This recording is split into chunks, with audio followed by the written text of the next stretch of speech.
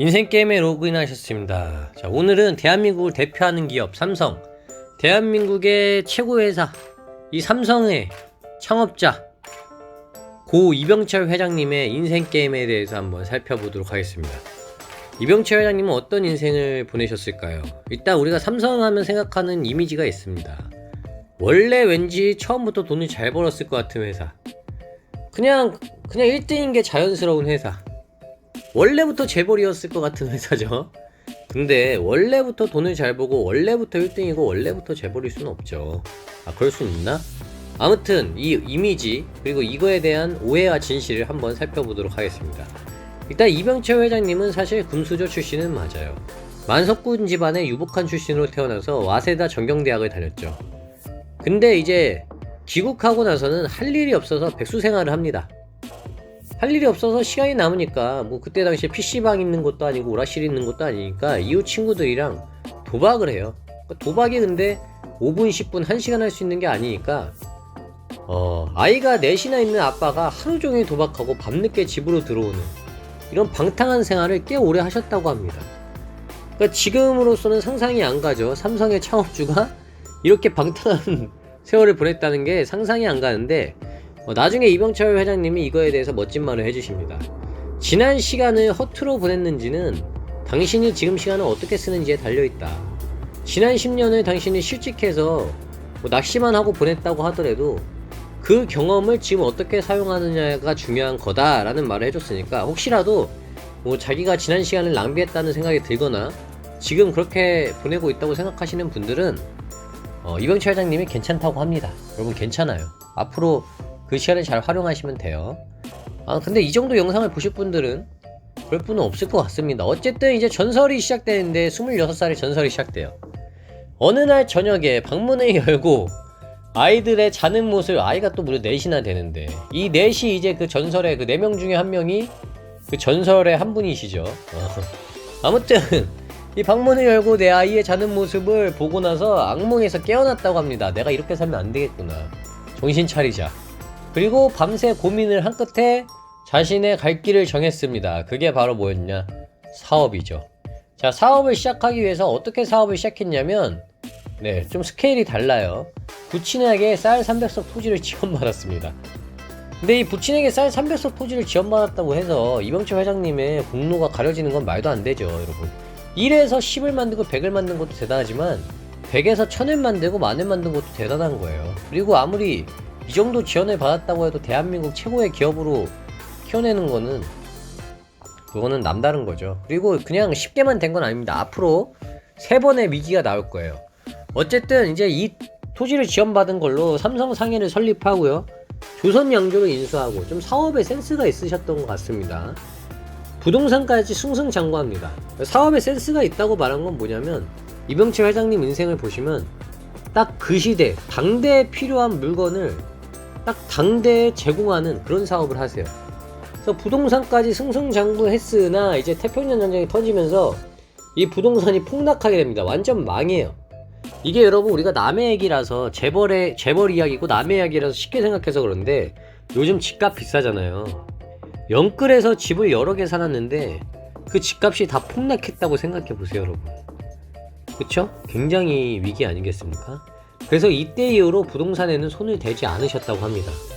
그리고 나서 어찌어찌 재기해서 다시 사업을 시작해 나가는데 다행히 부동산 말고 다른 사업은 운영이 됐으니까. 근데 이제 뭐가 터지냐? 6.25 전쟁이 터집니다. 6.25 전쟁이 터지면서 사실상 서울에 있는 기반은 다 잃게 되죠. 게다가 금방 전쟁이 끝낼 줄 알고 서울에 있었는데 북한군이 서울에 이제 진주하게 되면서 한 3달 무렵을 공산군을 피해서 도망 다니셨다고 합니다. 겨우 무사히 부산으로 대피해서 여태까지 쌓아놓은 서울의 기반은 다 날아갔는데 부산으로 가서 삼성물산을 설립하게 됩니다. 이때 전국의 고철을 수집해서 큰 수익을 얻게 돼요. 사업에 센스가 있는 부분이 또 나오죠. 여기서 전국에 널려있는 고철을 수집해서 일본 당시에 전쟁 이후로 물자가 부족했던 일본에 수출을 함으로써 그때 큰 수익을 얻게 되고요. 그리고 거기서 번 돈을 가지고 중국에서 한국에 필요한 물자를 수입해 옵니다. 그렇게 중개무역을 해서 다시 한번 재기에 성공합니다. 그쵸? 아니 태평양 전쟁 때 부동산 폭락하고 6.25 전쟁 때 서울 다 날려 먹었지만 사업 센스가 있으시죠? 바로바로 다시 일어나세요. 그리고 이제 제일제당 제일모직까지 사업을 확장합니다. 이거 역시 당시에 우리나라에서 가장 필요했던 당과 의류로 사업을 확장하신 거죠. 그리고 이제 정부의 지원을 받아서 비료 사업까지 확장하게 되는데, 이때 당시 우리나라의 비료가 많이 부족했습니다. 그래서 이승만 정부의 지원을 받아서 비료 사업을 하기로 했는데 4.19가 터지면서 이승만 정권이 무너지죠. 그러면서 같이 이 비료 사업도 흐지부지 되고요. 벌금 50억을 내게 되고 5.16 이후로는 부정축제자 1호로 몰려서 적폐 같은 거, 그죠? 적폐로 몰리기까지 하게 됩니다. 근래에서 힘든 시기를 보냈죠. 박정희 대통령이랑도 사이가 그렇게 좋진 않았다고 합니다. 근데 그래도 어찌어찌 또 해가지고 10여년의 고생 끝에 세계 최대 규모의 비료 공장을 드디어 설립하게 됩니다. 10여년이요. 근데 이번에는 사카린 밀수 사건이라는 게 터집니다. 이 사카린 밀수 사건 비리로 몰리면서 아예 삼성 경영에서 물러나게 돼요.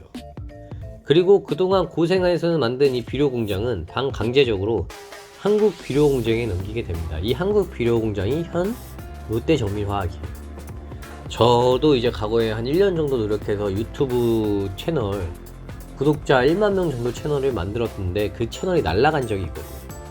그때 완전 멘탈이 나갔었는데, 이 10년 동안 만든 비료 공장, 여러분 그게 남의 얘기라 그렇지, 10년 동안 진짜 고생해서 만들었는데 하루아침에 이걸 그냥 남의 손에 넘겨줘야 돼. 좌절이 얼마나 심했겠습니까? 일하기 싫겠죠. 어쨌든 그때 상처가 컸는지 이병철 회장님이 정권에 억울한 일을 몇 번 당하니까 이제 그 대안 차원으로 언론을 만듭니다. 이때 만든 언론이 TBC랑 중앙일보죠. 근데 그 TBC마저도 이번에 이제 전두환 정권으로 바뀌면서 전두환 정권 때 TBC가 KBS로 통폐합됩니다. 그래서 이때 일설에 따르면 이병철 회장님이 너무 억울해서 눈물을 흘리셨다고 그런 썰도 내려오고 있습니다. 아무튼 그러니까 이 회사 키우면서 고생을 많이 하셨죠.